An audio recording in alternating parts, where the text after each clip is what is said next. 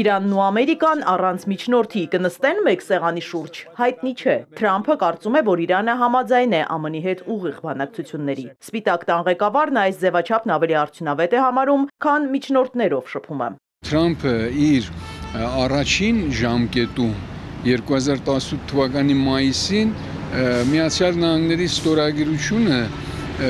2015 թվականի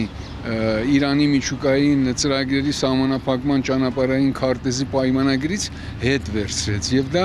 իրանցիները ծանր են տանում եւ Թրամփին համարում են անվստահելի բանակցող։ Միջուկային ծրագրի շուրջ Իրանը բանակցելու ցանկություն ունի, բայց ոչ ուղղակի, առանց սպառնալիքի ու ճնշման։ Ինչ-որ փուլում չի բացառում նաև տետատետ շփումը։ ԱՄՆ-ն որպես նախապայման 3 կետ է նշում։ Իրանը նախ պետք է հրաժարվի իր միջուկային ծրագրից, քանի որ դա կարող է հանգեցնել միջուկային ռումբի ստեղծմանը։ Իրանի միջուկային ծրագիրն առաջընթաց է ապրել վերջին 4 տարում, եւ երկիրն ավելի քան երբևէ մոտ է միջուկային զենք արտադրելուն։ Թեհրանի 60% հարստացված ուրանի պաշարները մինչև 90% հարստացվելու դեպքում բավարար են 6 միջուկային ռումբի ստեղծման համար։ Իրենց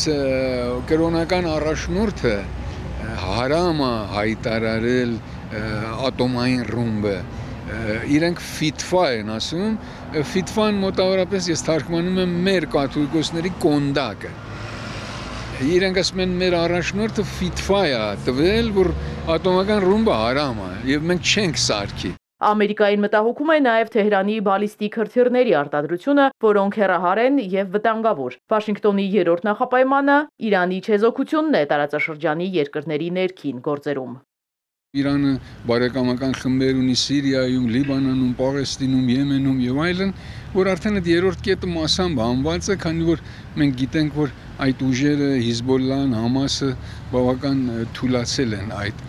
արաբական երկրներում։ Իրանը պատրաստականություն է հայտնել միայն միջուկային հարցով բանակցելու եւ այդ հարցում ունի նաեւ Ռուսաստանի ու Չինաստանի հովանավորությունը։ Թրամփն ավելի վաղ Թեհրանին սպառնացել էր հզոր ռմբակոծությամբ եւ երկրորդային մաքսատուրքերով։ Դրանից հետո կողմերը կոշտացրել են հռետորաբանությունն ու ավելացրել ռազմական պոտենցիալը։ Այսուհանդերձ ԱՄՆ-Իրան ռազմական լայնածավալ բախման սցենարը գրեթե բացառվում է։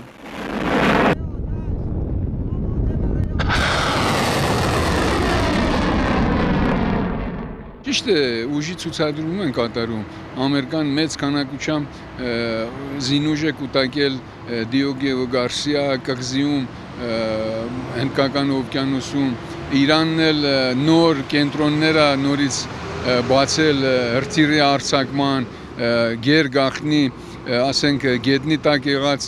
քաղաքներ, որոնք լեցուն են հրթիռներով, բայց ես կարծում եմ դրանք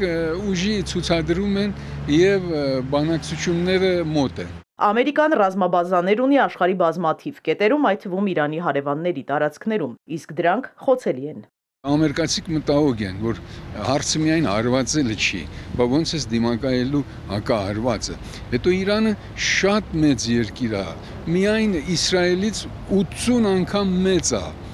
հարյուրավոր կենտրոններ ունի գերգախնի։ Դու ո՞րն ես ուզում ռմբակոծես, ո՞րն ես ուզում ոչնչացնես, որ ոչնչացնես, էլի հաջորդով ինքը կարող է վերականգնի իր կորցրածը։